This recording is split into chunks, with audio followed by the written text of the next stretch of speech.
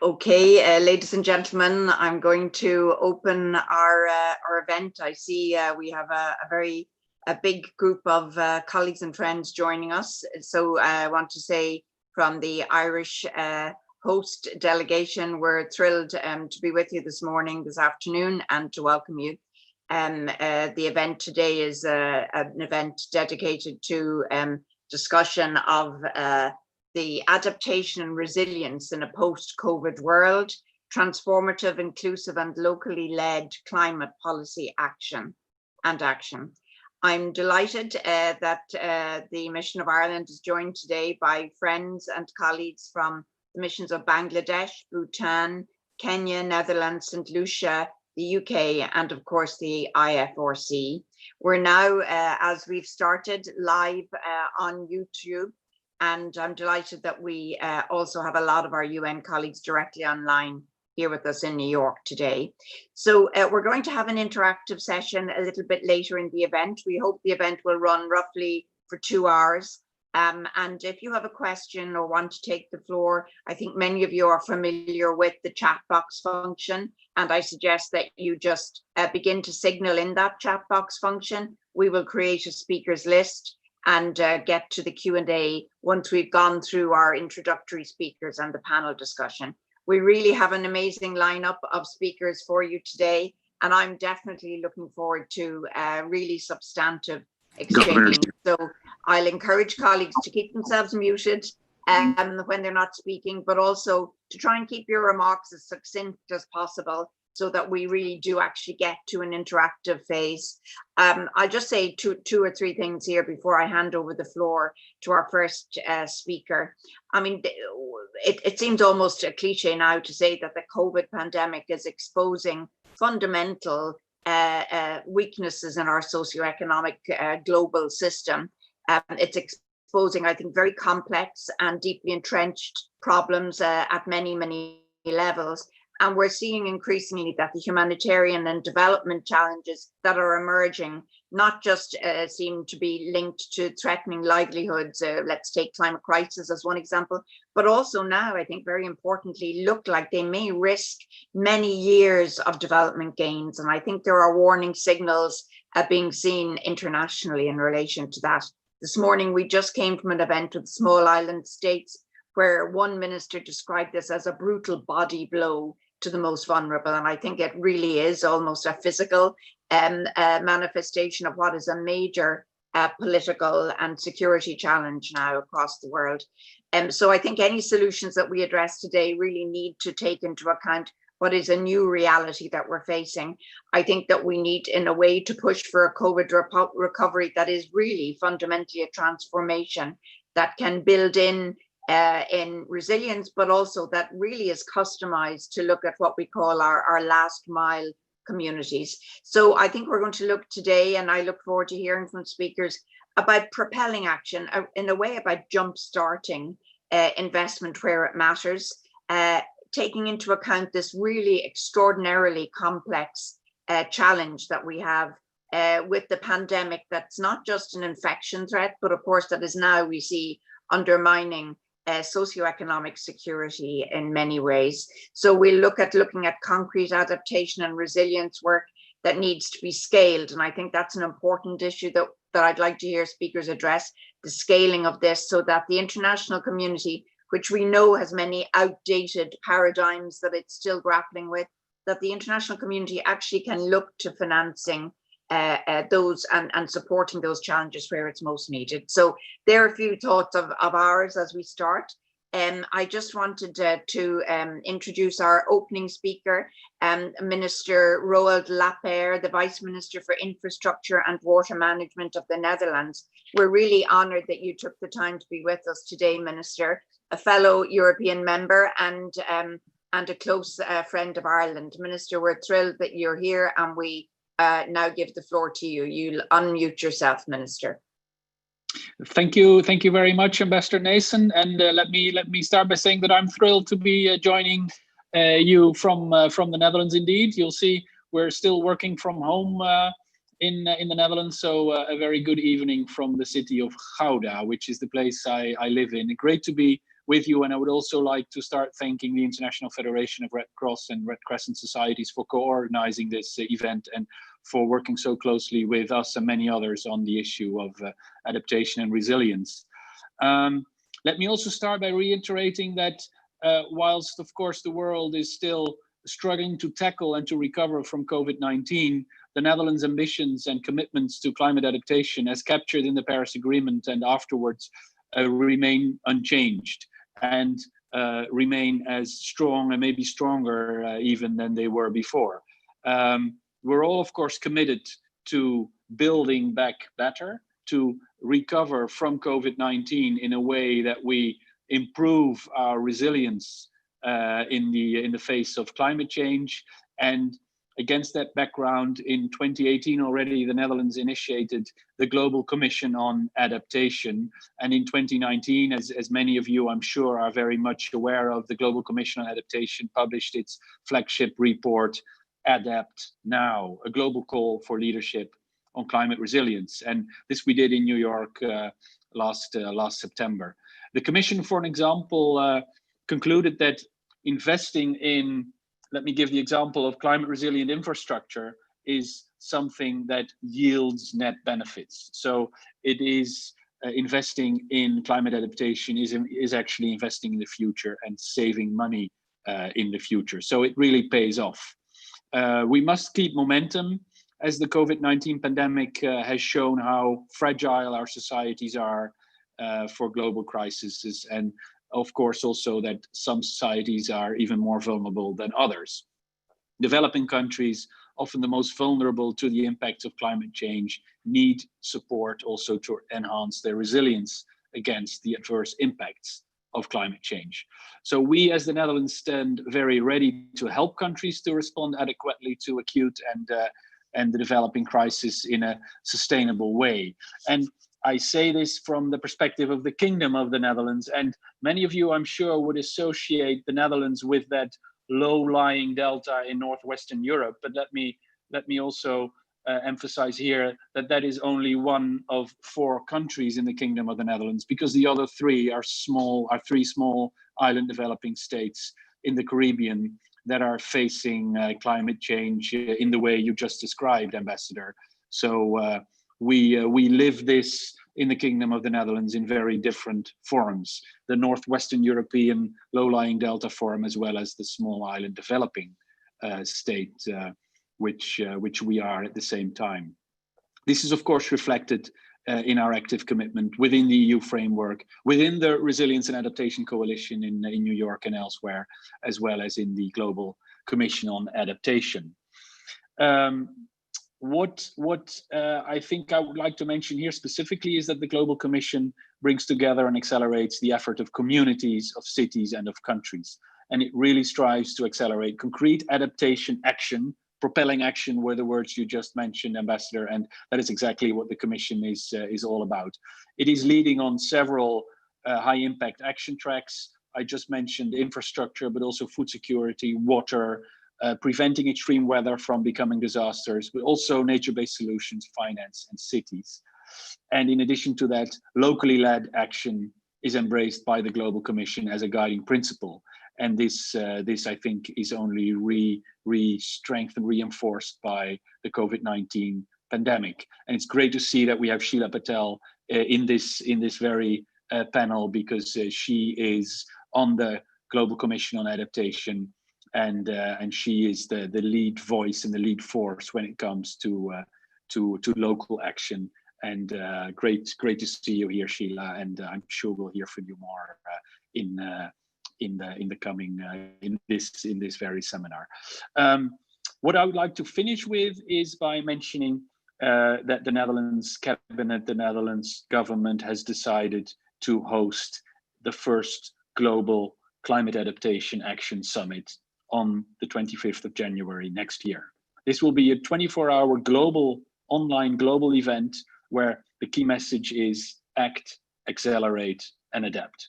So we really believe that in bringing together online, so virtually, parties from around the world, we can bring our adaptation and resilience agenda further. So the summit should be a milestone in the broader adaptation agenda, of course, leading to COP26 and beyond. It will build on the work of the Global Commission.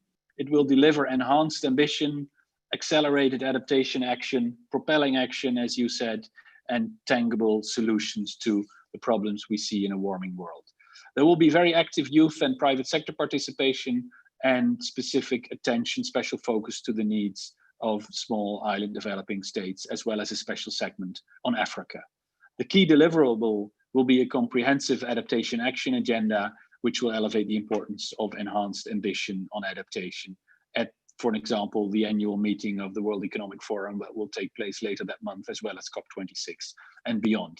We're very keen to exchange thoughts in the coming period on the way our summit can build on the work that has already been done and feed into other relevant meetings and fora. And in ending, I would like to say, Ambassador, that we would invite you all, everyone, to explore ways to work together. That's pretty obvious, but we would also invite you to actively be involved in the preparations of the summit, in the lead up and to anchor events on that very 25th of January. So we hope that you will feel encouraged to participate, and highly appreciated, of course, if you do, and also if you help us build up the momentum towards the 25th of January, because we believe that that could be another milestone in our adaptation and resilience work. Thank you very much, and again, great to be with you today. Thank you very much, Minister. I think you can take it as a given from this community that you've spoken to, that your Global Climate Adaptation Summit in January will not just be very well supported, but that people will be delighted to work with you in the run-up to it. It sounds like an excellent opportunity. You've made a very strong case for adaptation, resilience and sustainability as being investments that pay off. And of course, reminding us as well, we as Ireland are an island, but you're reminding us that the Netherlands, despite appearances, has first-hand experience of islands in the Kingdom of the Netherlands. So great to have you with us, Minister, and you certainly have many takers, I think, for the invitation you just offered. So now we're going to hear two of my dear colleagues from New York, the permanent representative of Bhutan and the permanent representative of Kenya. I give the floor now to Doma Shering of Bhutan, my colleague and friend, and I will ask each of my colleagues to try and stick to their time slots of just under 5 minutes so that we can keep the discussion rolling. So dear Doma, you have the floor. Thank you, Madam Moderator. My dear friend, Ambassador Bernd Naesen, permanent representative of Ireland, Minister Lapierre, Excellencies, colleagues, and friends.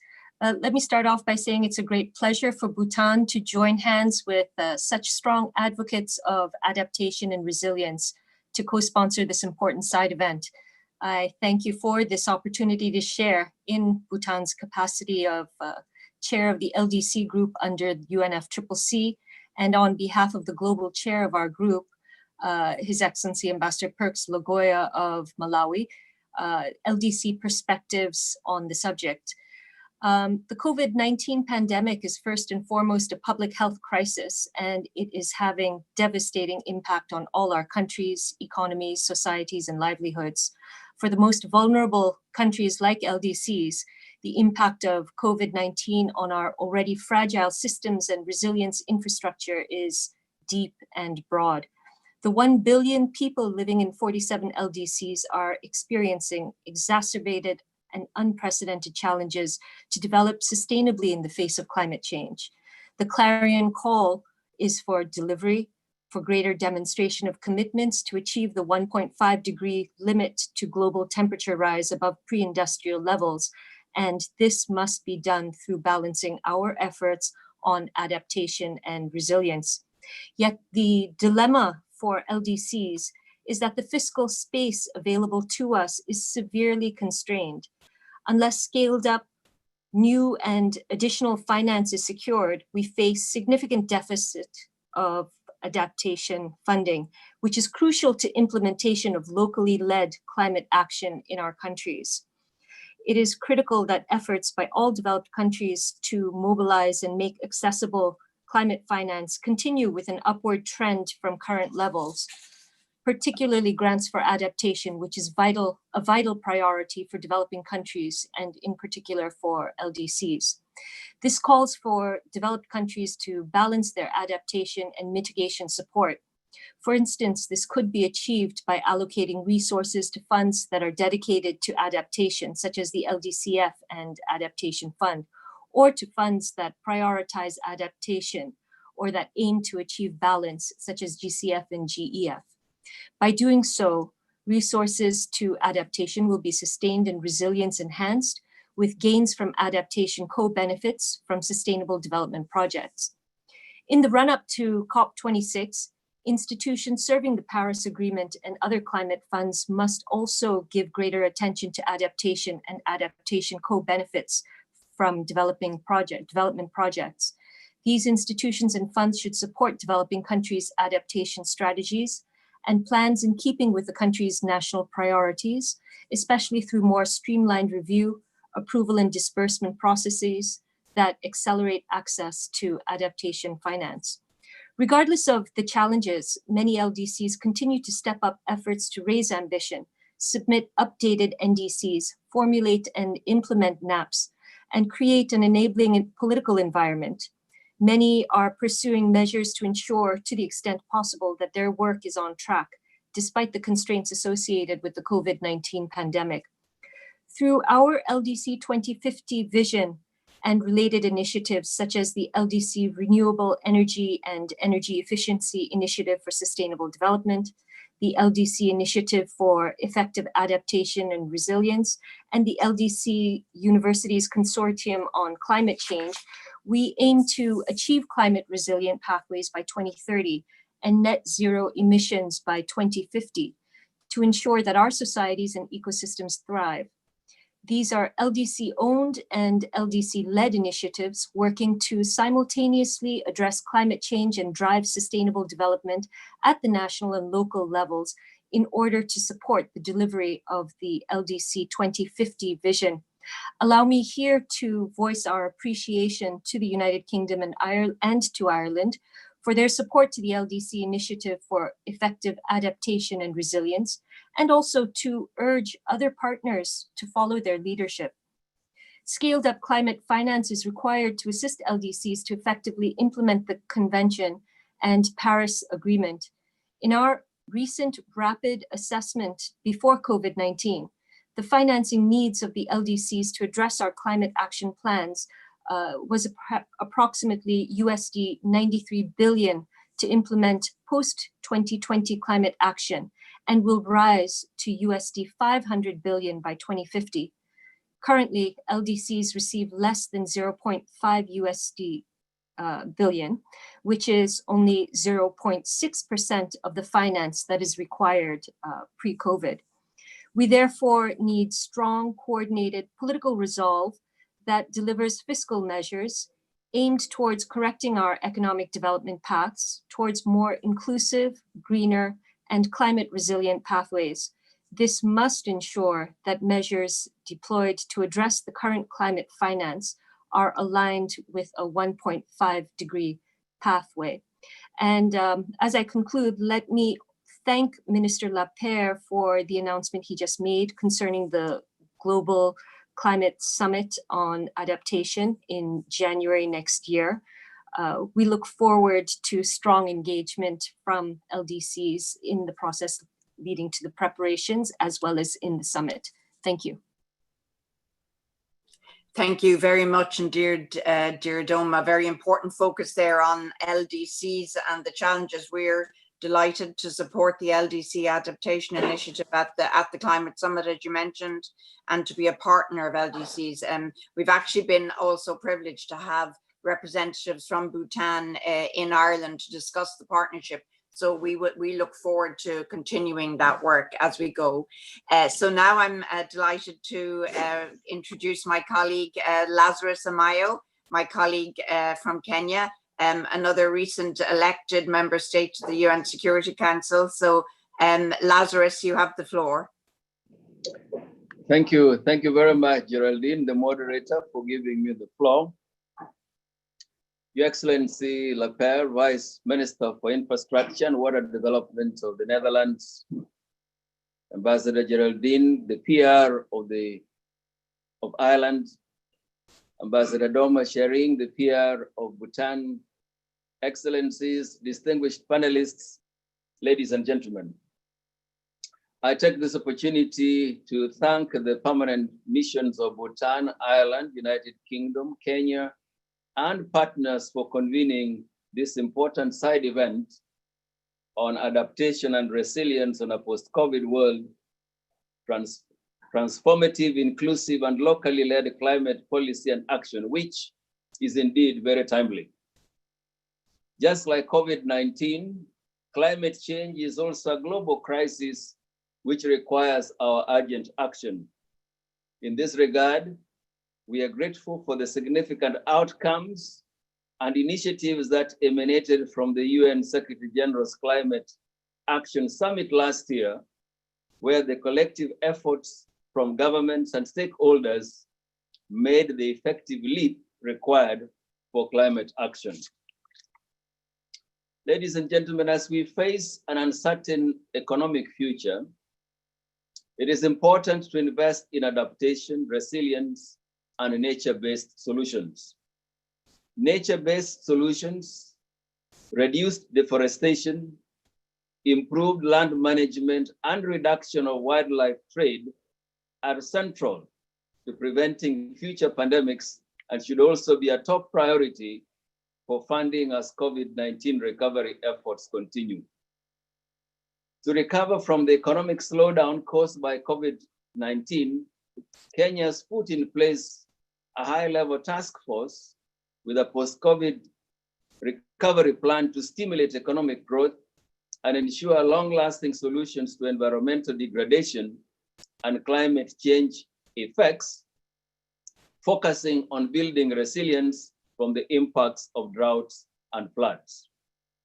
Kenya has also put in place policies and legal frameworks to enhance climate resilience among its population as we strive towards a low-emission development pathway.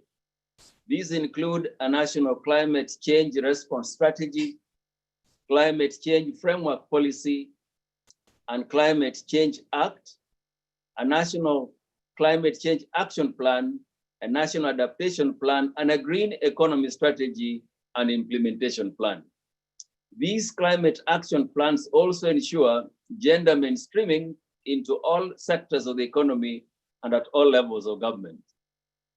I'm pleased to inform that during the UN Secretary General's Climate Action Summit last year, Kenya, together with the UN Habitat and Brazil, spearheaded an initiative on building climate resilience for the urban poor with the components on local hotspots mapping, human settlement, and climate-proof infrastructure, green urban economy and livelihoods, climate resilience and urban spatial plans, as well as research and development towards documentation of national determined contributions. These 5 components will help build resilience and adaptation to the most vulnerable who are susceptible to climate difficulties in the informal settlements. It is essential that we strive for a green post-COVID recovery plan with opportunities for green jobs given the strong relationship between climate change, environment, and viruses such as COVID-19. Green jobs will also provide opportunities for the youth. As I conclude, I would like to reiterate that responding to COVID-19 crisis calls for all of us to confront the vested interests that oppose transformative change and to end business as usual. In this light, we must all strive to deliver our national climate commitments for 2030, aligned with reaching a net zero emissions world by 2015. I thank you for your attention. Thank you very much indeed, dear Lazarus. Very important remarks there at the end, I think, about working against those vested interests who oppose what we need now, which, as you say, is transformative change, your focus on green jobs, and really just registering that this cannot be business as usual. So thank you again, Lazarus, very strong remarks.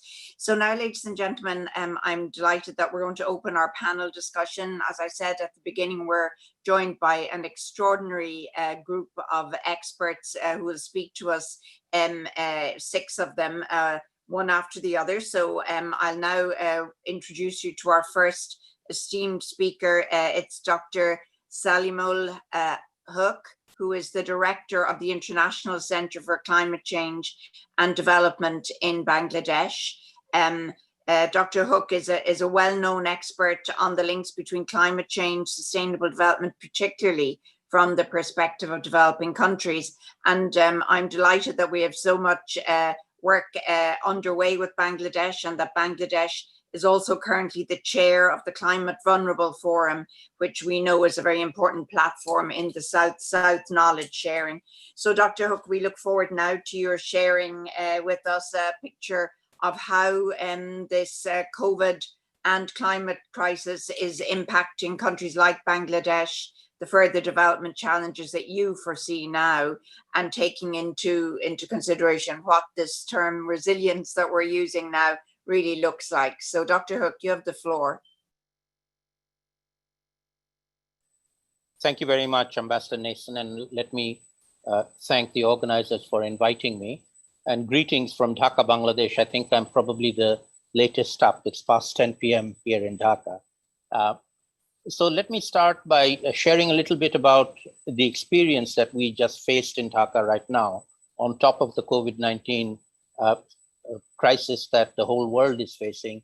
We also got hit by a super cyclone Amphan just a few weeks ago that became a super cyclone as it was in the Bay of Bengal because of the elevated sea surface temperatures in the Bay of Bengal. Cyclones are not new or unusual, but super cyclones are. And in the past, super cyclones have killed tens of thousands of people. In this case, fortunately, the number of deaths were minimal, just a handful, because of very, very good early warning systems, evacuation plans. Bangladesh was able to evacuate well over 2.5 million people to take shelter when they knew the cyclone was coming. Nevertheless, there was a lot of damage, particularly to the Sundarban forest, which got devastated, as well as to people living around the coast. So Bangladesh, on the one hand, has a very, very successful early warning cyclone system, but nevertheless had to suffer a lot of loss and damage because of the cyclone, which became a super cyclone because of human-induced climate change. And at the same time, we had the COVID-19 problem going on where people were supposed to be social distancing, but in the cyclone shelters, it was almost impossible to maintain social distancing. So it's a good example of the multiplicity of emergencies that we have. On the one hand, a public health emergency, followed by a climate emergency, because the climate emergency is not waiting for the COVID to die and then the climate's going to come back. We have both of them going forward, and we also have a biodiversity emergency at the same time. So triple emergency, if you like. In that context, what we are doing here in Bangladesh, and Bangladesh, as you just pointed out, has recently taken over the helm of the Climate Vulnerable Forum. It's also a least developed country with part of the LDC group of countries as well.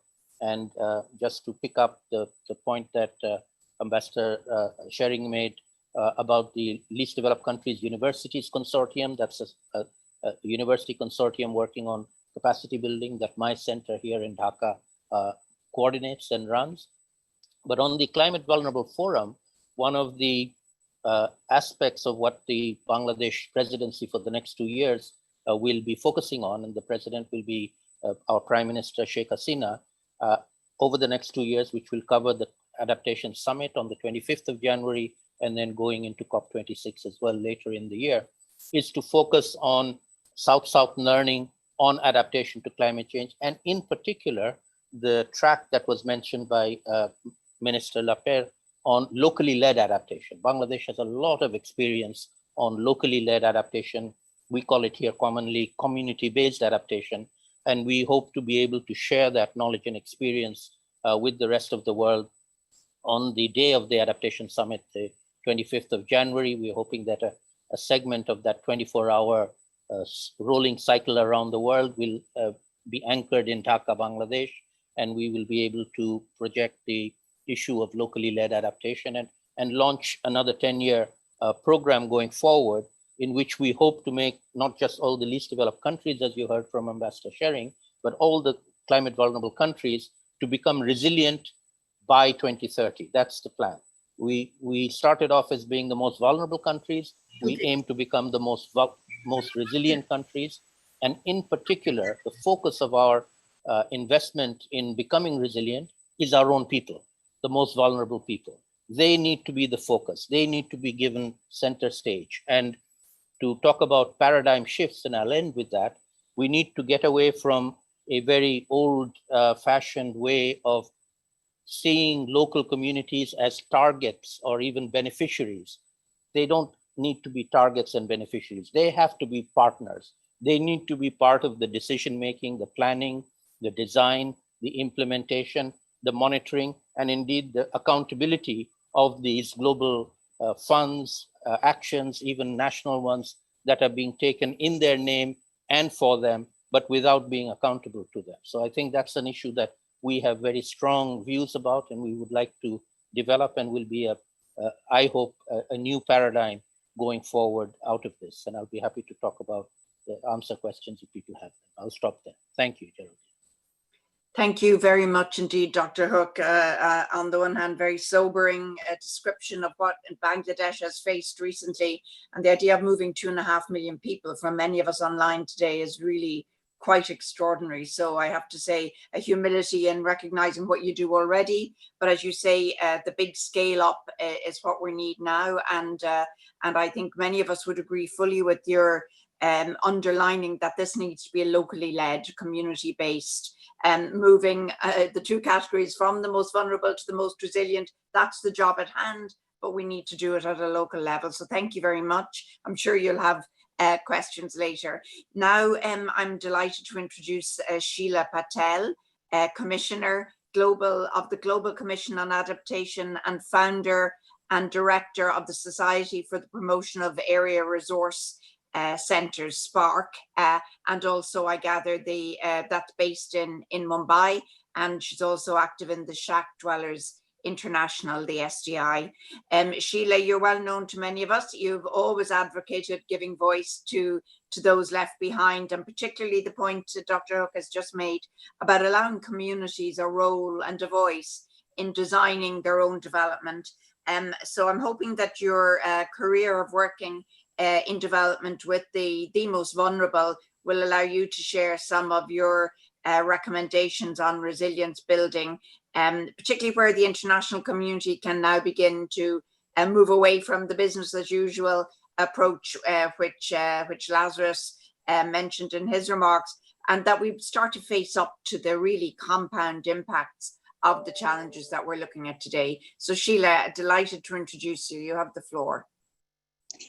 Thank you, Madam Chair, Your Excellencies, and all the people who are on this webinar. I'm delighted to be one of the speakers. I want to thank the Dutch government and the British government for setting up and championing the Global Commission on Adaptation. Its greatest uniqueness is that somebody like me, who's a grassroots activist working with social movements, sits with the heads of people like Kristalina, Cora, Emma, and people from the private sector and other places, and has an equal voice in this process. And so I have the following things to say. The first thing is that we keep hearing about COVID and post-COVID. I don't think there's going to be a post-COVID. There's going to be COVID for a long time at the way things are going right now. And while it runs its course, we have to decide whether we want to be transformative or we want to treat it like an emergency that we are going to work on and then go back.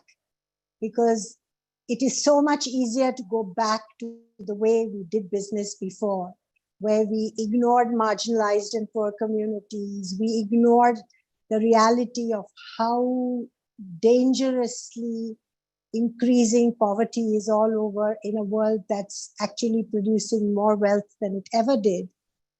And the whole beneficiarization, as I call it, where some person decides what they will do and everybody who's poor has to sit and accept that as something that's stuffed down their throats. So the transformation that we are looking for emerges from social movements of those very communities who are saying that we are tired of our resilience being at survival level. We want resilience that is transformative, that changes the lives of our children and our grandchildren.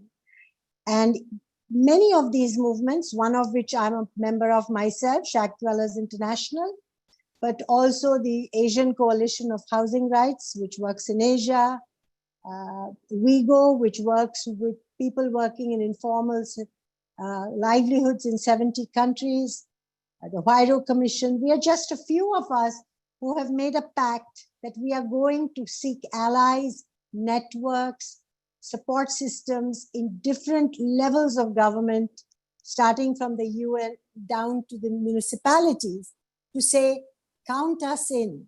We are change makers. We know what's good for us. Don't waste money doing things that are experimental for 3 or 4 decades. Ask us, experiment with us, and we will demonstrate a new way of producing scale. So that was my first thing. The second thing is the aid architecture is too old-fashioned.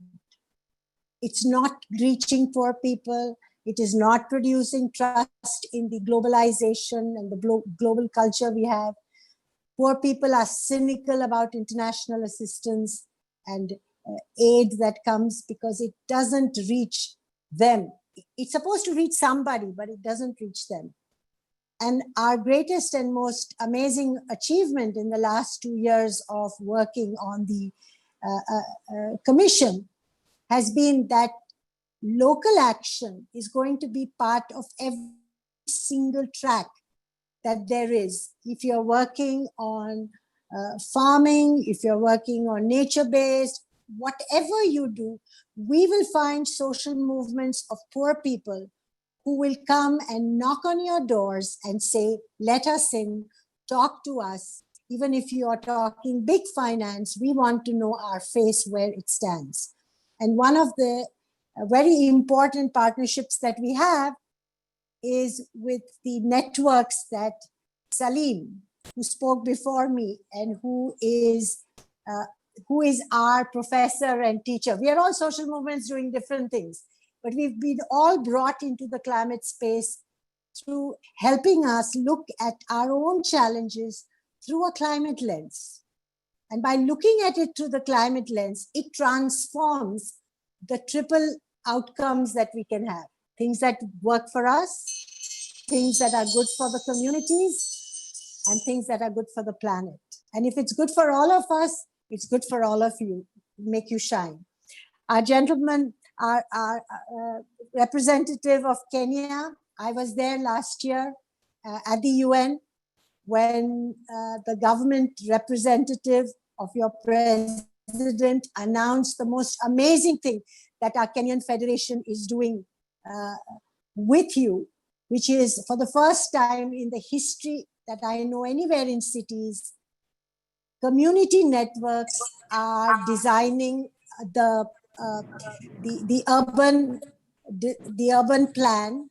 And as we speak, the roads and the infrastructure is being set up. This is the first time that we have seen such a large project of 300,000 families in the heart of Nairobi, coming out of a work plan designed by communities and financed by government. And we know that if we get support, we can do this in every city that you speak about. So I proudly introduce you to the social movements of the world. They might look pesky and messy, but they are powerful in their intent. And the most important thing that they do is that they are there on the ground when nobody else can reach them. COVID is a fantastic example of what organized communities bring to the process. So I hope that you join us and we join every single network, every single vulnerable community, country, neighborhoods together and transform this, because going back is no longer an option that any of us must accept. So thank you very much. Thank you very much indeed, Sheila. That will ring in our ears. There will be no post-COVID and there's no going back. And I think your plea for transformative change, working with change makers locally, working with social movements, very well heard here. So thank you very much indeed. Now I'm delighted to introduce our next speaker, who is Robert. Robert Kwaziga is an economist and is currently serving as the Secretary General of Uganda's Red Cross Society. He also serves on the Ugandan Government Ministerial National Task Force for COVID. So you're coming to us, Robert, with first-hand experience, and that task force I know is chaired by your Prime Minister. And before this, you worked with IFRC as head of region for Southern Africa. So we're very interested now, Robert, in hearing how in Uganda, knowing that you're dealing, of course, with COVID, with locusts, and we know recently very devastating floods, flash floods. How are you actually adapting and what's happening at the community and national levels there to build in that resilience to future shocks? So I'm looking forward to hearing from you now, Robert, some concrete examples of what's happening in Uganda. You have the floor, Robert. Thank you very much, Moderator. Your Excellencies, ladies and gentlemen, good afternoon, and I'm happy to be with you in this very important discussion, which is very close to my heart and my career. Just to give you the context of Uganda briefly, this is a country in the last few months and up to now that has had multiple disasters. So on one hand, because of climate change, we have had devastating floods and landslides, whereby over 1.4 million people have been displaced. They have lost their livelihoods and they have lost their properties. Infrastructure destroyed, and in the process, around 20 people have died. And at the same time, the country also, among other countries in East Africa, including Kenya, Ethiopia, and Somalia, have also been devastated by locusts, where, as we speak today, over 2.8 million people, livelihoods has been compromised in the sense that the locusts have destroyed their agricultural livelihoods and basically opening up a situation whereby there is going to be food deficiency. Now, to make it worse, these 2.8 million people come from the region, ideally northeastern Uganda, whereby this is where there are high levels of poverty, because the poverty range is in the range of about 40%. And so amidst all this, then COVID-19, which all of us are now trying to get used to, also has been with us. We can say in Uganda, COVID-19 is not yet as devastating because the people tested are still below 1,000. We haven't registered a death, but we have reasons to be worried. One, the level of testing is still very low, meaning that we may not be having the full picture of those who are living with the virus. But also too, now it has gone into the community, because previously it was isolated by those who are cross-border truck drivers and those citizens and other nationalities coming into the country. But now it has gone into the community. And by going into the community, then we are expecting spikes in terms of more numbers of people who are going to have COVID, and also the biggest worry is that the incapacitated medical facilities will be overwhelmed if we cannot control it. So this is a multiple disaster, the kind of situation I'm trying to describe. And what does this mean in terms of climate change and also handling these emergencies? I think the clear aspect I can share is that the climate change and its associated risks are with us. So they are still with us, meaning that whether it is COVID, whether it is any other emergency that comes about, we always add to the vagaries or the challenges we are having with climate risk. Two, the people who are most affected by climate risks, by and large, are the ones who are going to be adversely affected or are already being adversely affected by COVID. Because then they are the ones whose capacity in terms of accessing the right medical care, in terms of having the right environment they live in terms of having even the right foods, and their immunity highly compromised. So it becomes a tragedy for that class of people by and large. Now, what do we recommend?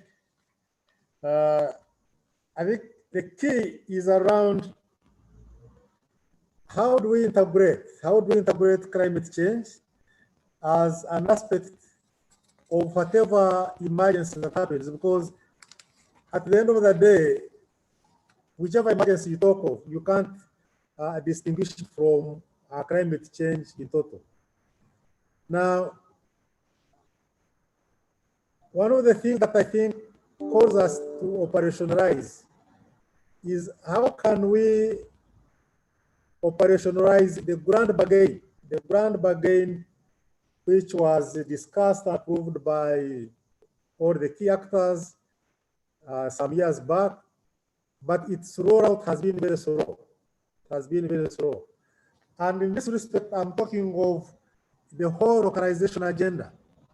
How do you empower communities to use the available means to minimize the adverse impact of either climate change related emergencies, but also health emergencies, including COVID? And for this localization agenda to work under the grand bargain, you need institutions that are national in nature and their capacities are strengthened, because we are talking of community-based solutions. We are talking of community resilience. And how do you do it? And I think one of the solutions around it is the localization agenda, the grand bargain operationalization. The other recommendation I think which needs to be taken seriously is how do we work with governments or the international community, support governments to roll out what we call the national disaster law. Because you see, all these disasters are handled as disasters, but at times without a clear framework or clear legislation on how you can repair, mitigate, and then respond. It is always ad hoc, it is always as it comes. And so countries like Uganda, I know through the Red Cross, we have supported the government technically to work on the national disaster law. It is moving at a slow pace. I know even in most countries, this is something yet to happen. But the disaster law can address especially the mitigation and the preventive aspects, but also quick response, save lives. So I think the whole question of the national disaster laws, where they are not, for me, I think they are paramount. I think also this global initiative of global health, where health is taken as a global security. I know some countries are already members, others are not. I know by and large it is still on paper and raise action. But I think COVID has shown us that global health and treating emergencies or pandemics as global security comes in handy. And so, starting with the UN, various organs which are concerned, the question of how do we look at the pandemics as global security and making it work? For me, I find it that is something that COVID has exposed us that we are not ready, and this initiative needs to be operationalized and stop being discussed in forums of workshops and the paperwork that is exchanged. And so, by and large, like it has been mentioned, COVID is with us. It can change, it can evolve into new dimensions, but to what extent are we not looking at it as a standalone emergency in terms of health? I can give you an example. In Uganda, during this COVID, whereby all the national efforts have been targeted at addressing it, the other killer diseases are not being given due attention. And I can talk of malaria, I can talk of people living with HIV and AIDS who are on antiviral drugs, and other health emergencies. And now we are beginning to see more people dying and getting ill because of these other diseases, because they're not being given due attention. And of course, climate change makes it worse because some of these which are water and sanitation based, including malaria, which is a bigger killer in Africa or in Uganda, are on the rise. And I think the question that begs our attention is, how do we balance, how do we address COVID, but also we make sure that people don't die because of these other illnesses, which have been killing them and is still killing them. And maybe we are putting too much emphasis on COVID, which is understood because it is a new disease, but we can focus on it and the other emergencies are not adequately addressed. So, Madam Moderator and dear members, I think the holistic approach is what begs our attention, and I thank you.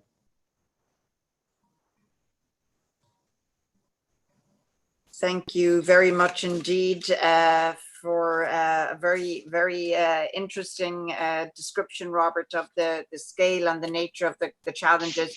As you said, COVID doesn't replace other emergency; it compounds them. And we've heard very much from you there that unfortunately the COVID situation is focusing on the same vulnerable people who suffer also in the climate crisis. So thank you very much indeed.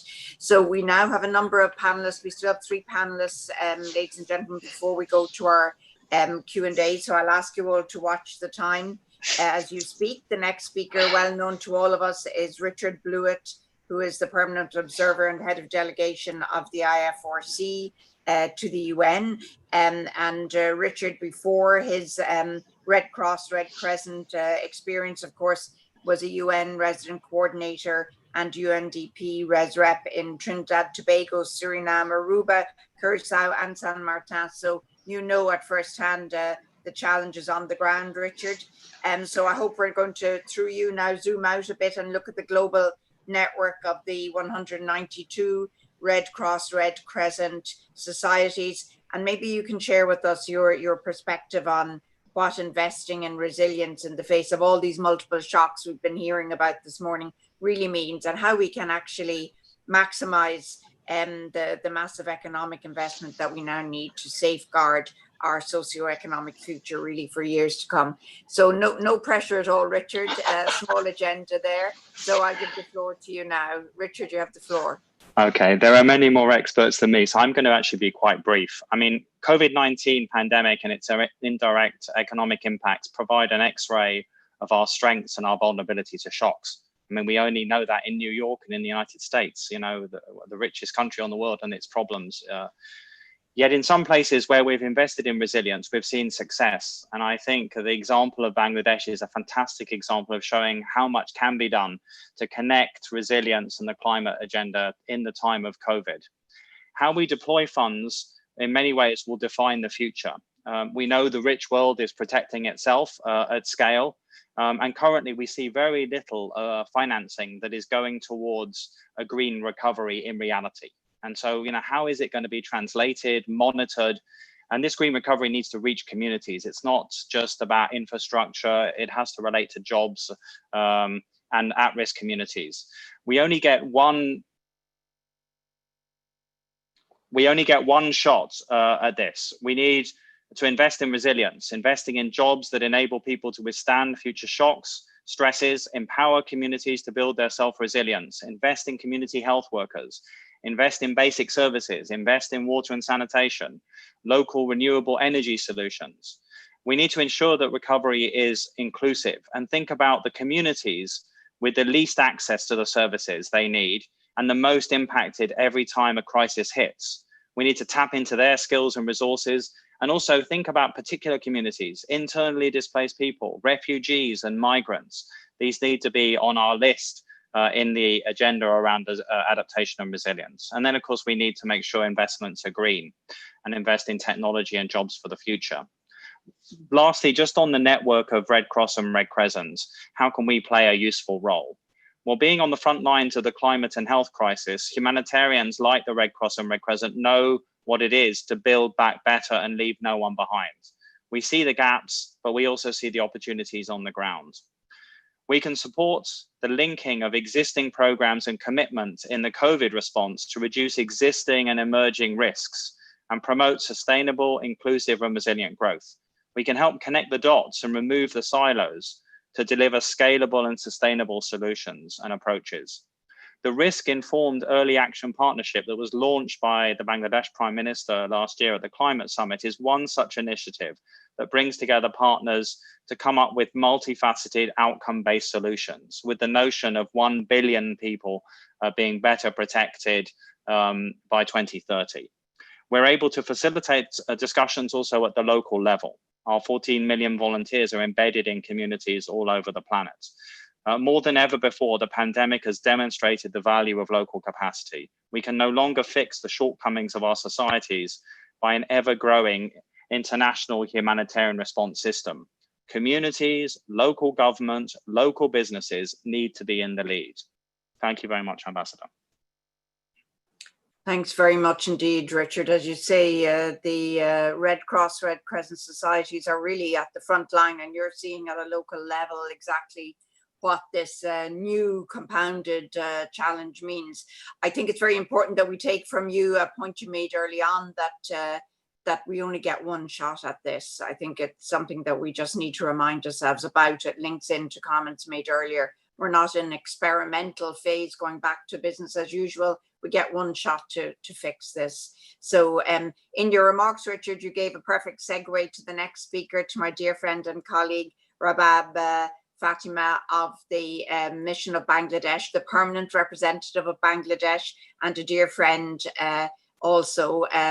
Bangladesh really stands out, not just as a country very challenged, both in climate and of course in COVID, but in many other ways. But you also stand out as a model for many of us in how you're coping. So Rabab, you've had years of experience as a diplomat, and you were head of human rights in the Commonwealth Secretariat in London, regional representative for South Asia with the International Organization of Migration, now representing your country here at the big table here at the UN.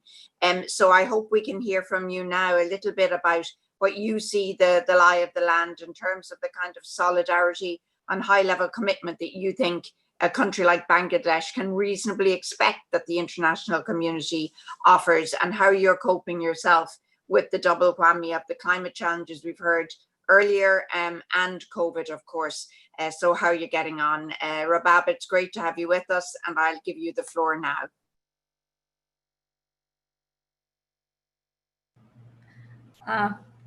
Thank you, Geraldine. I'm delighted to be here, and it's so good to see you leading this important discourse. And my apologies for running late. I had to be in another meeting, but this issue is of such importance to Bangladesh. And we have such an eminent lineup of experts that I had to be here, even if briefly and with a delayed appearance. But it was, but I knew that Bangladesh was in the good hands of Dr. Salimul Haq. He's a leading climate expert, a climate guru actually from Bangladesh. So he has spoken before me and has brought in very important perspectives from the ground. So let me share also from my perspective from the government's point of view on this very important subject. Ambassador Geraldine, Excellencies, distinguished panelists, dear colleagues, good afternoon. And I thank you for this timely and much needed discussion on the dual crisis confronting us, climate change and the COVID pandemic. Both are proving to be existential threats, and I thank all speakers for their thoughtful and thought-provoking perspectives. While the lives and the livelihoods of the people across the world are being upended by the pandemic, we also realize that our preparedness against a crisis of this magnitude have been woefully inadequate. As we have heard today, climate change can compound the situation, especially where there are pre-existing vulnerabilities and potentially cause greater and irreparable damages. The phenomenon of climate change has already resulted in extreme weather events and more frequent disasters. Since the outbreak of COVID-19, many parts of the world, including Bangladesh, were struck by disasters, cyclones, typhoons, floods. Even as we speak, Japan is having one of its recurring devastating floods, leading to death and destruction of massive scale. Such extreme climate events and disasters are jeopardizing our development gains and forcing more people into poverty and vulnerability. The pandemic is a double blow. Although there is no scientific linkage yet between climate change and the COVID pandemic, there could be important lessons on how to deal with such emergencies. As one of the most climate vulnerable countries with recurring disasters, we have learned over the years the critical importance of disaster preparedness, especially in three specific areas that I would like to highlight, which carry important lessons for our pandemic response. And these are the need for having strong institutions for disaster preparedness and management, having a system in place to channel immediate support and recovery, and ensuring, very importantly, local community engagement. As it is with climate emergencies, preparedness, community engagement, institutional capacity are all key to adaptation and resilience in tackling health and pandemic emergencies.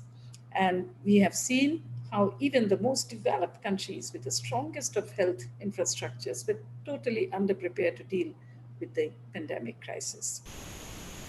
In Bangladesh, we have adopted extensive adaptation and resilience building measures, including an 82-year Bangladesh Delta Plan 2100 based on natural solutions. To respond to disaster-related crises effectively, we have institutionalized early warning system and disaster preparedness practices and disaster risk reduction programs.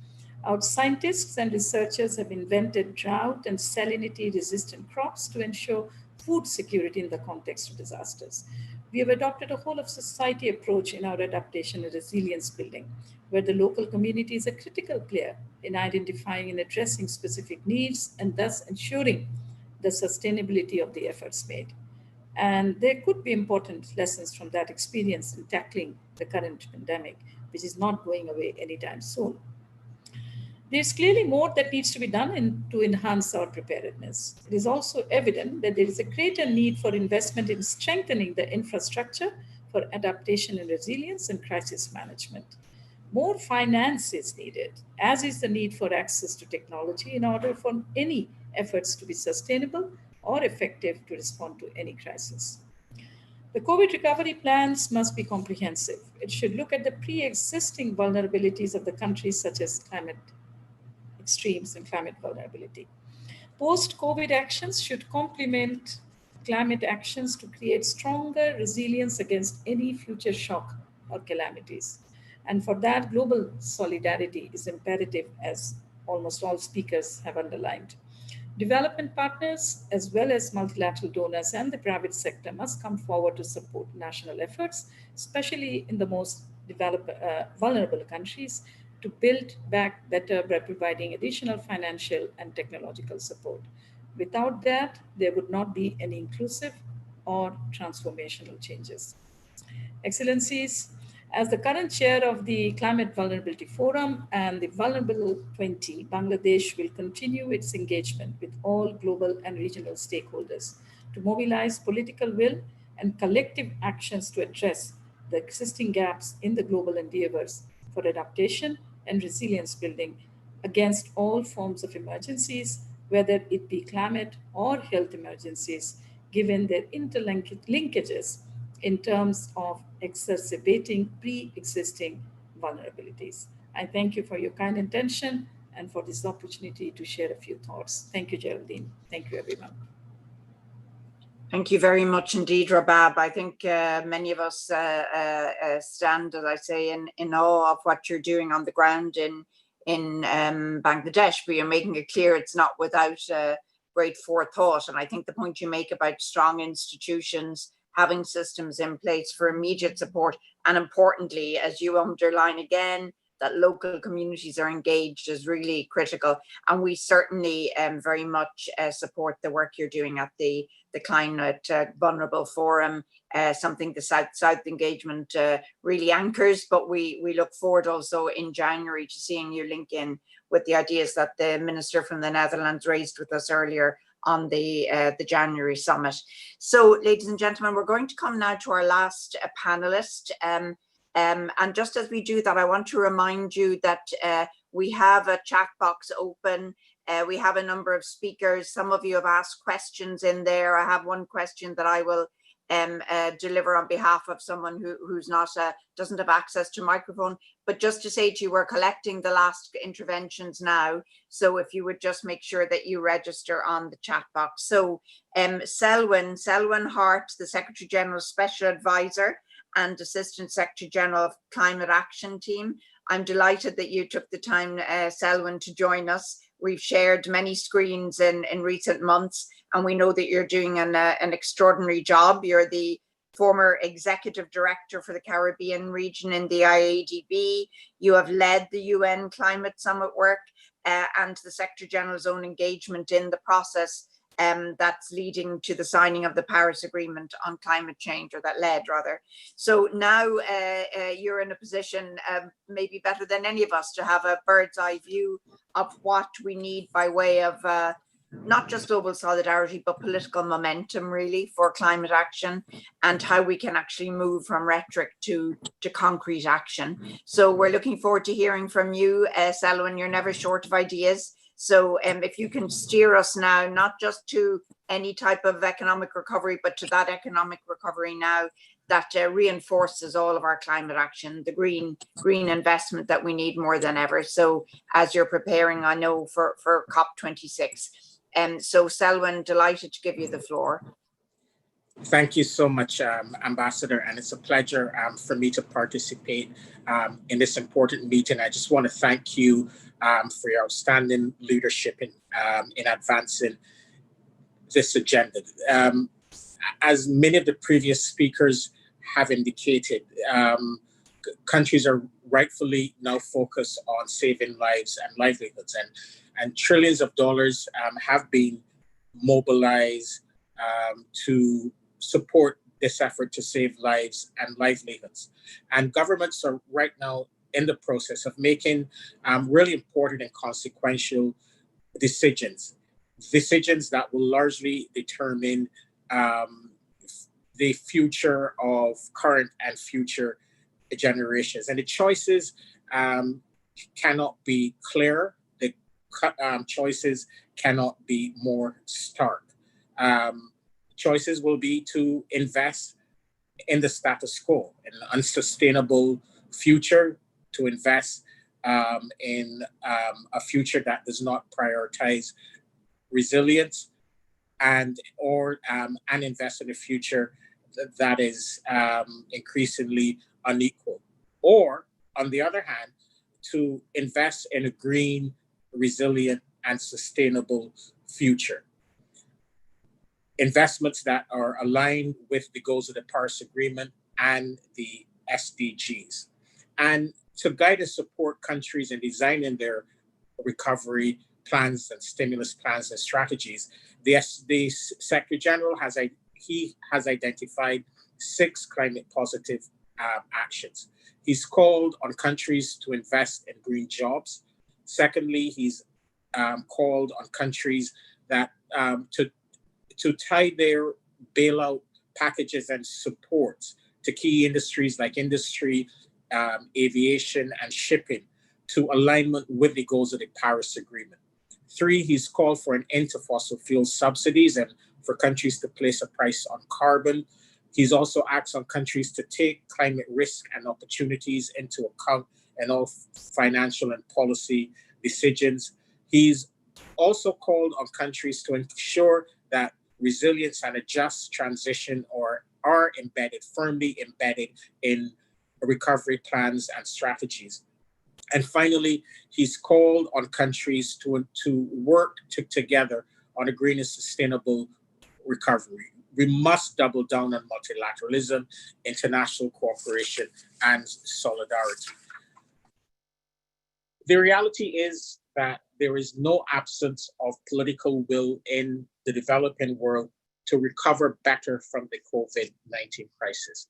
So we're encouraged to see the many expressions of strong political will from leaders from the developing world at the high-level event on financing for development a few weeks ago. Many of these leaders strongly called on the international community to support their own domestic efforts to recover from the COVID-19 crisis in a green and sustainable way. However, the reality is that most, if not all of these countries either lack the capacity or the means to recover in a way that supports the goals of the Paris Agreement and the Sustainable Development Goals. We need to seize this moment to reimagine development. We really need to seize the opportunity of the crisis to recover and to build sustainable, resilient, and inclusive societies and economies. And I wish to propose sort of 4 priorities or 4 actions that can support this effort. More than ever, we need bilateral donors, the regional development banks, the MDBs, and the IFIs, that entire financial architecture or system to coordinate and collaborate at scale, to deliver at scale in a way that they've previously not done before. Acting alone or in isolation will not deliver results at the scale to ensure this global transformation. Secondly, there needs to be creativity and innovation to address the debt challenges in the developing world, to liberate much needed resources to help these countries and to support these countries to recover in a green and sustainable way. Third, we also need to crowd in private finance in a way that we've not done before. And for various reasons, if you're small island developing states, size is an issue in terms of attracting private finance, the lack of that of capital markets. There are many challenges that these small and poor countries have in terms of being able to attract private finance. It's absolutely crucial that we use new and innovative financial instruments to crowd in private finance or attract private finance to many of these markets. And fourth and finally, there really needs to be a sea change in terms of prioritizing adaptation and resilience finance to the developing world. At present, in most of the support that is provided on climate change, adaptation usually attracts less than 20% of total climate finance. That needs to change. That needs to absolutely change if these countries are to be supported to build resilience in among people and communities.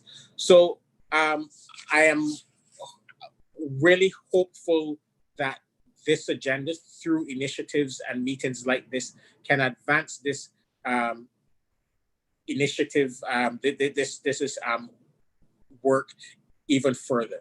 Finally, it is essential that we continue as the United Nations family and as an international community to prioritize issues related to adaptation and resilience. I want to assure you that the Secretary General continues to consider adaptation and resilience as an overarching priority of his climate strategy. And we will continue to work with some of our partners like the UK and Egypt to advance some of the initiatives on adaptation and resilience that were launched at the Climate Summit last year. And thank you so much, Ambassador. Thank you. Thanks very much indeed, Selwyn. You never disappoint us. Nothing short of reimagining development. A clarion call there. I think that it's quite clear from what you say, the Secretary General, you and the system here in New York, certainly recognizing the scale of ambition that we need. And I think importantly pointing out something we really need to recognize, that there's no shortage of political will amongst the most vulnerable. There's no shortage of political will in the development community.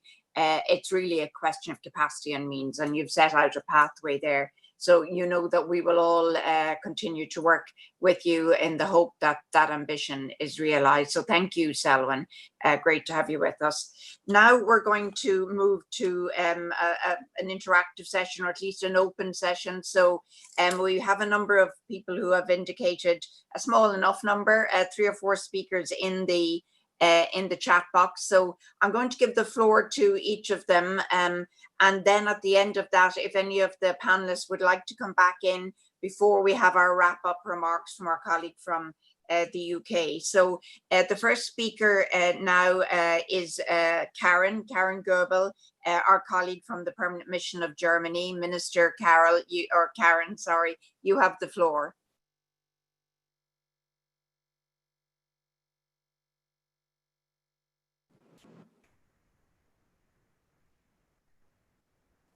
Yes. Karen, are you still? Yes. I think, do you see me now? Yes, we do, Karen. Okay, yes, good. Go ahead. Fantastic. Thank you, Ambassador, and thank you very much to the co-hosts for organizing today's side event, and also thank you very much to the panelists for their insights and the diverse approaches.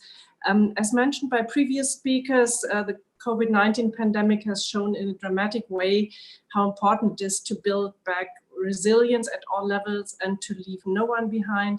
And as many of you have indicated, the climate crisis has of course not stopped and demands urgent cuts in greenhouse gas emissions and more ambitious climate action to fulfill the Paris Agreement, and also to promote comprehensive risk management and adaptation to climate change. So Germany stands ready to its commitment under the Paris Agreement.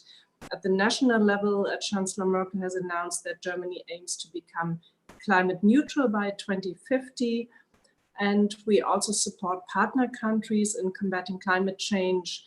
And we are committed to achieving the $100 billion goal for collective climate financing.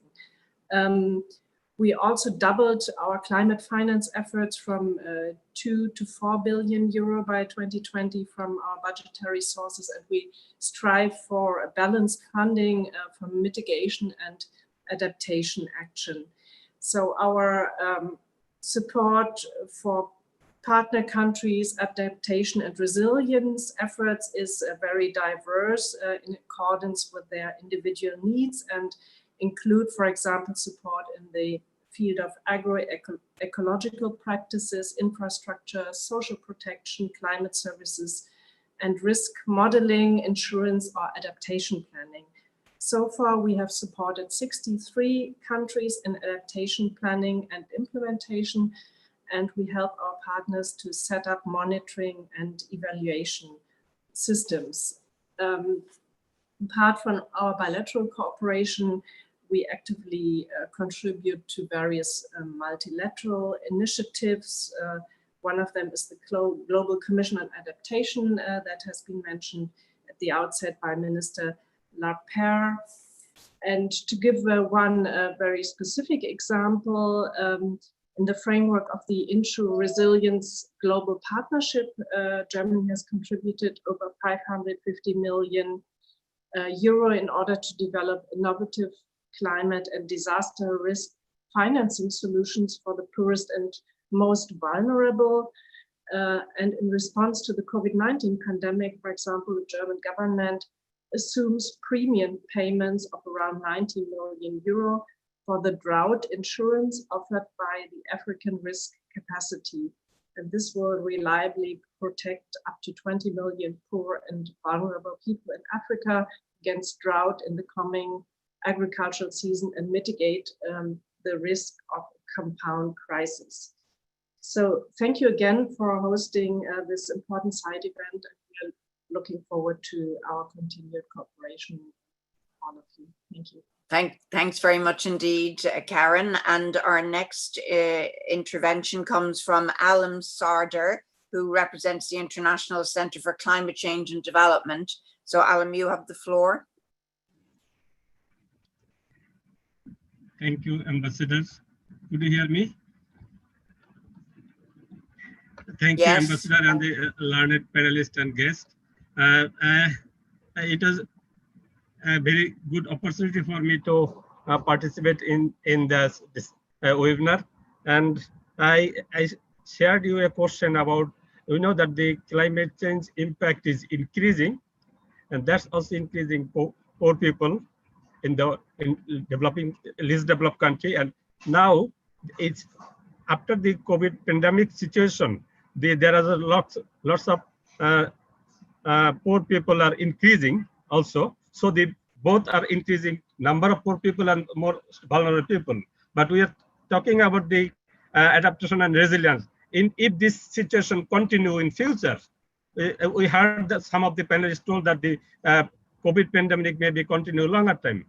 And if they simultaneously climate change impact, we know that it will increase in future. But if the both poor people are increasing in future, what would be the effective adaptation strategy to make the resilience of the poor people or better adaptation by the poor people? What would be the effective adaptation strategy?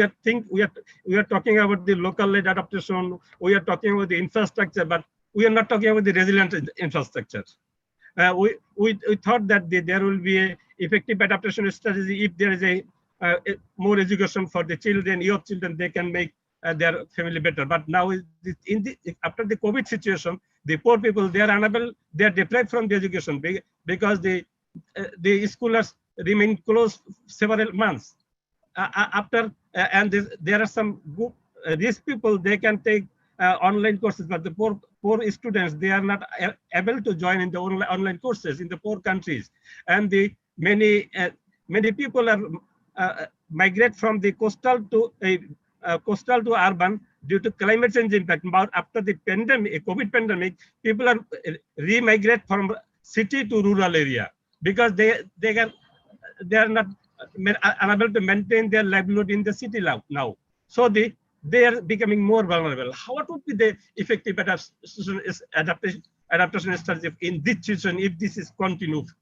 I think our learned panelists and the experts in the global expert, they can share their thoughts, then we'll be able to learn from them. Thank you. Thank you very much, Alan. So now we have a question from Grace Clifford of the Donkey Sanctuary, a member of civil society. Grace, you have the floor.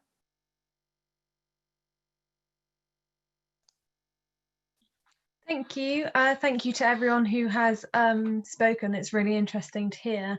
I just wanted to know about working animals. They can play a crucial role in building resilience in times like these, whether it's just climate hit or climate change or local disasters at a smaller level. And I was just wondering, lots of these SDGs and things can feed into how working animals play that role. And although it's a frequently unrecognized workforce, working animals can use that to attain the SDGs. How do you see the role of working animals in locally led adaptation projects, or if there's consideration, and how that affects you? Thank you. Thank you, Grace. And then the final question is one that I will read to the panel, because the intervener is Ria Rasul of the town of Hayton Hills. She's a senior climate specialist, but she doesn't have access to a microphone. So her question reads, I think there's a significant disconnect between national and local levels. It is national governments who commit to international targets like those of COP21, but it's cities and local level that are arguably the ones who do most work to actually reach the targets. And yet local government have the least amount of resourcing, whether it's financial or staff numbers. So now, in the light of COVID, already some municipal governments where the town of Hayton Hills, I discover now, is in Canada. So where she has been asking, local governments have been asking climate change departments to reduce their budgets to help compensate for the financial challenges of COVID. So there's as it were, a double whammy. National governments, she argues, must provide more resources at local levels for climate action.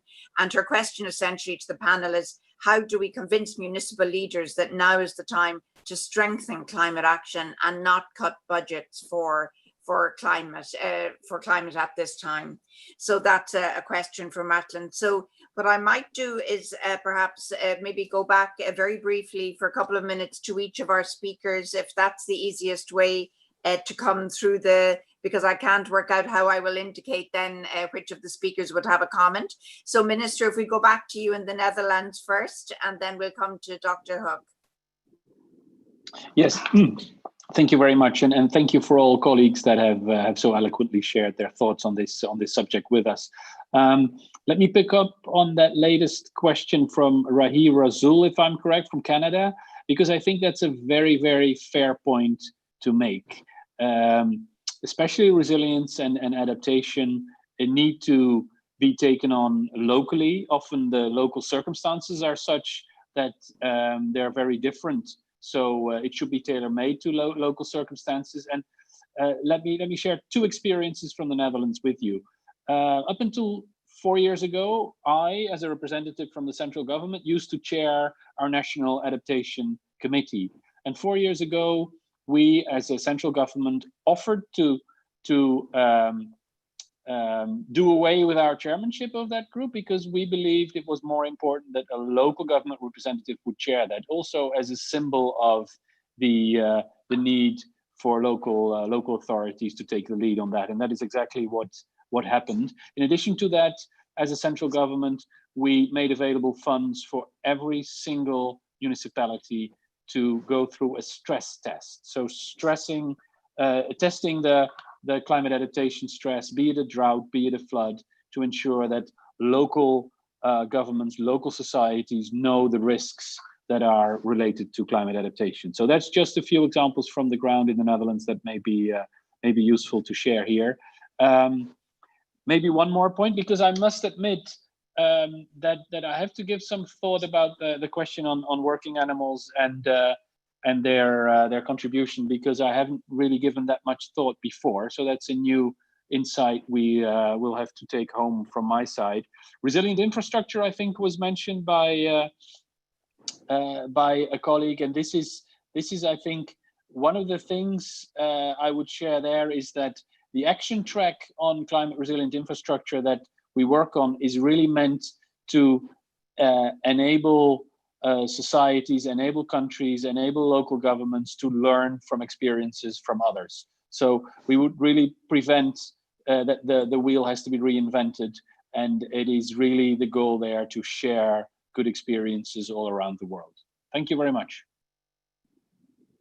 Thank you very much indeed, Minister. And I now give the floor to Dr. Hook. Thank you very much, Geraldine, and thank you for all the questions. So let me start with the question about linking local communities, local government with national governments. And that is a conundrum that will have to be solved at the national level. It's to do with national governance in every country. And it doesn't matter whether it's a poor country or a rich country, there's always a dichotomy between local governments at the municipal level in towns and at the grassroots level in the rural communities. And that is something that needs to be worked out. And I think what we are arguing for is both better relations between central government and local government, and better relations between local government and the grassroots communities that are they represent and are living with cheek by jowl in towns and also in the rural areas. And the examples that we've been talking about and Sheila's been talking about is where that happens well, it's a win-win for everybody. And that really is what we want to scale up going forward. It doesn't happen everywhere. The good examples are the exception, not the rule. We want to make them the rule, not the exception. And I'll end by giving the example of how to do this over time. It does take time. In the case of Bangladesh's cyclone preparedness, which I mentioned earlier, and I would argue is the best in the world. We can, as I said, we can evacuate more than 2 million people every time we get a cyclone. And it's a combination of satellite tracking, high-tech technology, getting the word out through radio, television, volunteers, Red Cross, Red Crescent volunteers, NGO volunteers, going all over the country telling people, school children learning how to do it, recognizing warning signals, and actually going to houses, house by house, and taking people to the cyclone shelters and ensuring that everybody goes to the shelter and knows what to do. And over time, the shelters themselves have changed their design to accommodate women who didn't used to want to go by allowing them places to stay, ramps for disabled people to go. And one major innovation, which speaks to the livestock, the animals problem, is that a lot of people didn't used to go because they didn't want to leave their livestock behind. But the new shelters, the second generation, have hillocks where people can bring their livestock and tie it there and then go into the shelter themselves. And then they have confidence to take their animals with them, and they don't lose their animals when they go to the shelter. So these innovations that took place over time is an important factor. And these are all locally led innovations. People said, why don't we do this? Why don't we do that? And these were then accommodated and incorporated into the learning curve. And so there's no one size fit all and no single solution for all time. It's a iterative process, and the improvements come by top down, talking to bottom up more effectively, as the minister said in the example he gave for the Netherlands. Thank you. Thank you very much indeed, Dr. Hook. And now we go to Sheila Patel. What I'd like to do is to pick up the issue that came out about how the focus on addressing the challenge of COVID is producing, the health system to ignore the other acute and chronic disease burdens that people face.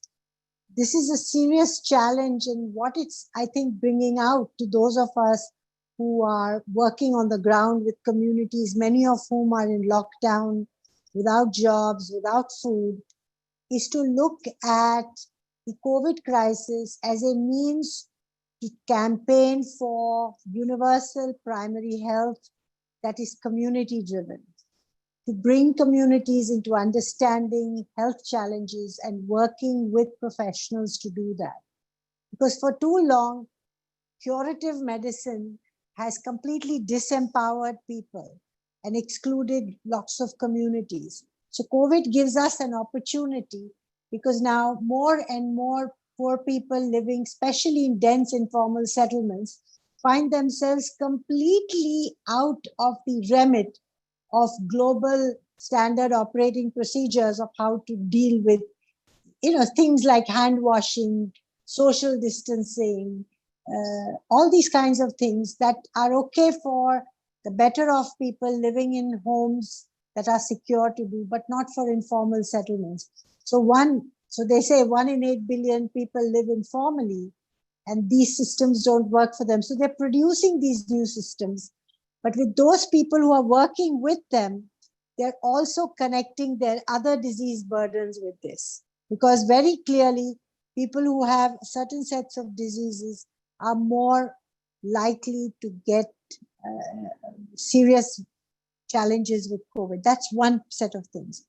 The other very important and crucial thing is that COVID represents for us the unexpected.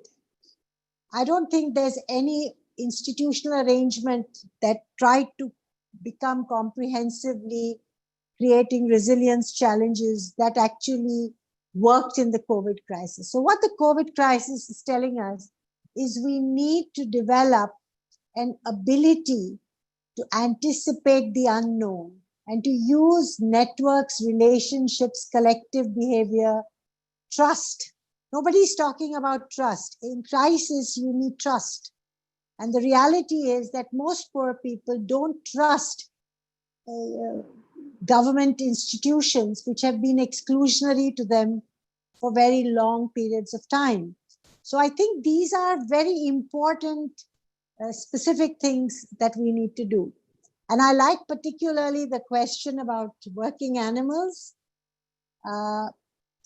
I'm a person who works with the urban poor, but I have very dear friends who work on the issue of working animals in desert areas. In India, we have a large area called Kutch. And now when I work in understanding climate change, the challenge of desertification is impacting a lot of people who do animal husbandry. And what these communities living in the desert have found is that their working animals have developed very interesting and very different genetic mechanisms to cope with the desert features and areas. And they're looking at ways by which they can network with other areas in the world that are going through desertification, with lack of water, where cropping patterns have to be changed, to look at how can they protect their animals through interesting technology interventions, understanding the long-term impact of climate on animals. A whole new world for me, which I knew nothing about. And there are a whole lot of people working separately in different parts of the world. And if we develop within the adaptation process an ability for them to talk to each other, I'm sure they'll produce new sciences that will transform the way people look at this. So I'm just giving two examples. My colleagues and I, many of whom are messaging me on other formats who are listening to this, say, we need a new architecture where people dealing with high finance work with granular details, and they don't treat them as two different universes. So thank you once again for inviting me to speak, Madam Chair. Thank you very much indeed, Sheila. And now we go all the way to Robert in Uganda. Robert, you have the floor.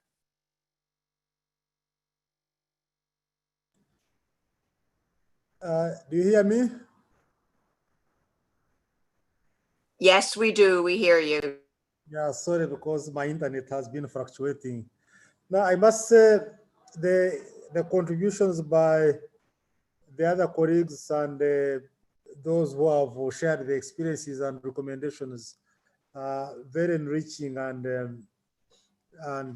very informative. But at the back of my mind, I'm like saying, very interesting ideas, but what is the framework pushing them forward?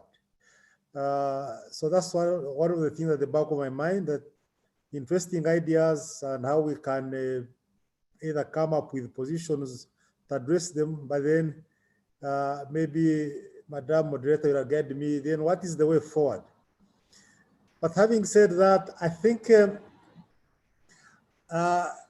listening to ourselves and those who have asked questions, I think the other aspect that is very crucial and needs further emphasis is how do we put in place these good ideas and strategies, innovations beyond the national perspective, beyond the global perspective, and we see action and ownership at the community level. And maybe I'm talking like this because I work with the Red Cross, so I'm used to working with the communities. But at times we are very short of action and making the communities own some of these interesting ideas that we normally think about and come up with. So my concluding remarks is around translating this into action and ownership at the community level, because that's where some of these aspects can easily be addressed, and you see the difference in order to accompany the policy levels, both at the national and global levels, which we are focusing on and which we are discussing. Once again, thank you for making me one of the advantaged people to be part of this discussion. Thank you very much indeed, Robert. And now we go to Richard Blewett, our co-host and IFRC representative. You have the floor, Richard.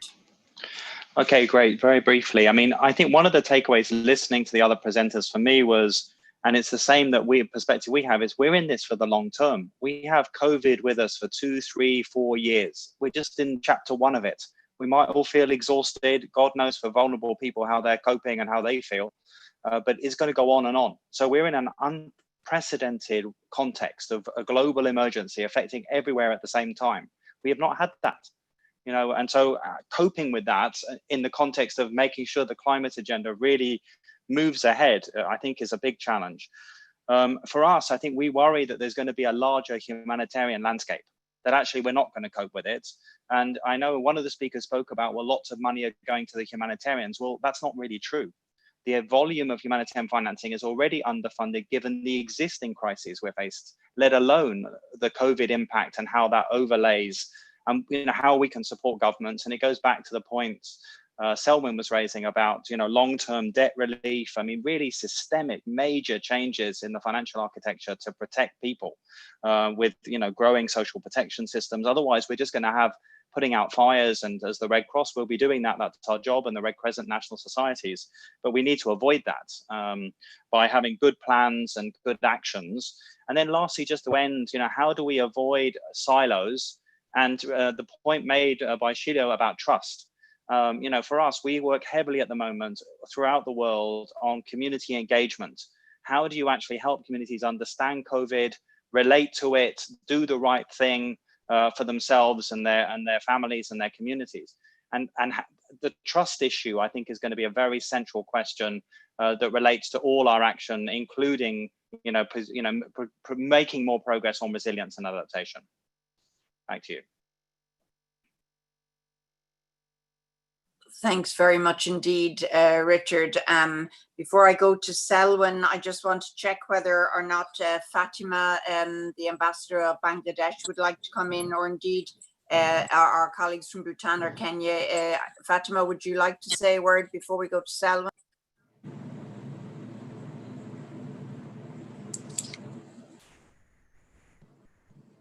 Excellency, this is Shunchita from Bangladesh. Actually, our Excellency Ambassador has left for another. Okay, thank you. I understand that. And I think looking at the screen, that may be the case for our colleagues from Bhutan and Kenya also. So as I don't hear from them, I'm going to give the floor to Selwyn before we go to our wrap-up speaker from the UK. So Selwyn, you have the floor. Thank you, Ambassador. And I just have two sort of parting comments. And one of the key lessons that we've learned from the COVID crisis is to rely on science. And we've seen that the responses that are being based on clear scientific evidence have been the best responses, despite all of the uncertainty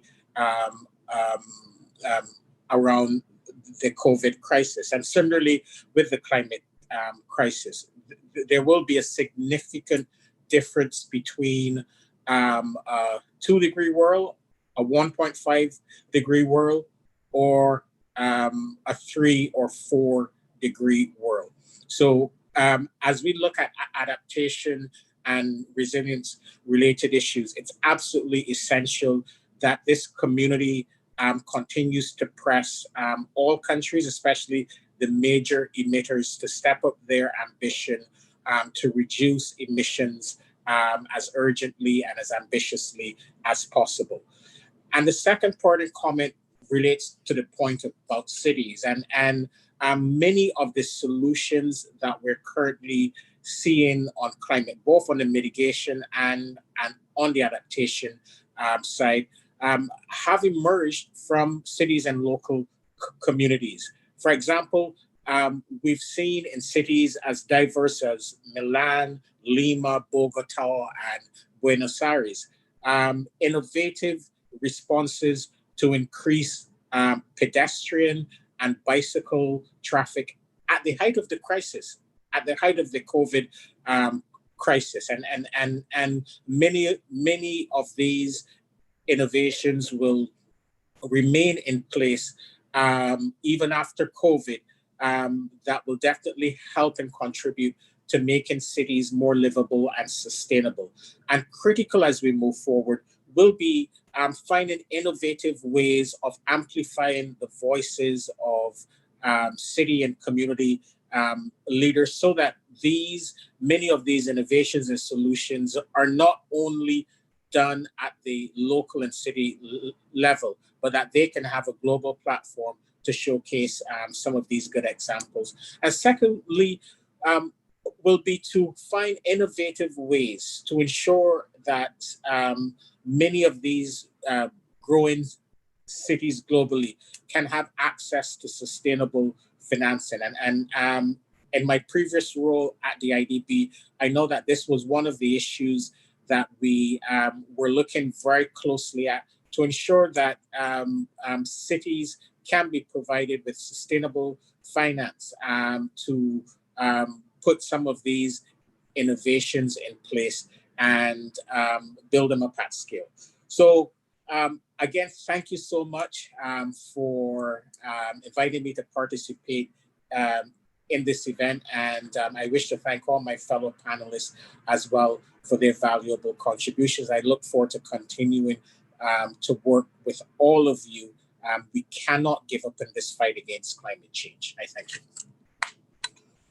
Thank you very much indeed, Selwyn. And I think on that note of not giving up the fight, I want to say a really sincere thank you before we go to our final speaker, to all of the panelists who intervened, not just once, but twice, and for a really excellent picking up on the comments made. A special thanks on my part to the IFRC, Richard, and your colleagues. Thank you very much indeed for inviting us to co-sponsor with you today. And of course, to my colleagues from Bangladesh, Bhutan, Kenya, Netherlands, St. Lucia, and the UK. And this segues into the most patient of all of us, sitting with us for the last 2 hours. But I'll claim some credit as the moderator that I'm going to you bang on time. So Val Ganendran, the Climate and Environment Director at what is known to many of us affectionately as DFID in London, but the UK Department for International Development. We're really pleased not just that you're with us, but that you stuck with us through what I think has been a very stimulating discussion. But we'll hand it over to you now to wrap up, Val, and look forward to hearing from you. You have the floor. Thank you, Madam Chair. And let me just start by echoing your thanks to our really distinguished panelists and speakers. I thought it was a fantastic discussion with lots of really interesting comments. I mean, I think what it really emphasized to me is how crucial resilience and adaptation are, particularly against the backdrop of COVID-19. And let me also just echo my thanks to you, Madam Chair, and the Permanent Mission of Ireland, as well as the IFRC for leading this session today. Thank you. So, I mean, what I've taken away, the dual threats of climate change and COVID continue to have unprecedented impacts on both our people and our planet. And as Dr. Huck said, I thought quite powerfully, extreme weather events are continuing to hit many countries. And this is exposing our vulnerabilities. And as we've heard, I think it's those people in the most vulnerable countries who are most affected and who are carrying the largest burden. And so while we continue to support countries in responding to the immediate crisis, we have to take this opportunity to embrace a clean and resilient recovery from COVID-19, and climate action has to be at the heart of that. And as all our speakers, I think, have said today, that's going to need collective action and solidarity. And I think the commitment we've heard from everyone today has shown us that we can do this. And as for the UK, we're committed to increasing climate ambition across both mitigation and adaptation. Through our G7 and COP26 presidencies next year, we will continue to uphold the Paris Agreement and the 2030 Agenda for Sustainable Development as crucial frameworks for climate action and guiding the recovery from the COVID-19 crisis. And I think we've all heard that resilience hasn't been prioritised enough to date, and the current crisis has really proven this. And we can't make this same mistake again. And I think the points made here today and the ongoing work on the UNCAS call for action and in the build up to COP26, we need to promote change. That's why the UK with others launched initiatives like the Risk Informed Early Action Partnership, CCRI and Life AR last year, as Selwyn mentioned some of those initiatives from UNCAS. So we're going to keep driving forward those. And the other theme I thought came out really powerfully in this session was inclusion and how important it is that we listen to the communities of those most affected. And as we do that, I thought Sheila's points that were echoed by Richard just now on trust and credibility are really, really important. And together we need to bounce back stronger and we need to be better prepared for the future. So as well as the COP26 and the G7 next year, the UK is proud to be leading the Recovering Better for Sustainability work strand as part of the UN Secretary General's ambition on financing for development. And we're doing that with the EU, Fiji and Rwanda. And together we're hoping to champion long-term resilience building and investment. And we encourage all of you to get involved in that process. The speakers today have emphasized the need and suggested solutions for a resilient recovery. And it's critical that we move from words to action, particularly in support of the most vulnerable. So thank you again to all the co-hosts and to all our participants for helping make this event such a success. Thank you, Madam Chair, back to you. Thank you very much indeed, Val, and we're all have high hopes for the UK and the important role you play. So that's a wrap, ladies and gentlemen. That's the end of our event today. I want to thank you all, particularly our co-sponsors, IFRC, one more time for really an excellent and substantive quality event. I hope, as one of the colleagues made the point that I think it was Robert in Uganda who said, let's not where does all this go to? Let's make a determined effort now that we draw the lessons from this, move forward, looking ahead, not just to the UK, but also in January to the events in the Netherlands. And we will certainly, as the Irish delegation, continue to work with all of you on what are really fundamental existential issues for all our futures. So thank you very much indeed, and have a good afternoon. It's goodbye from New York.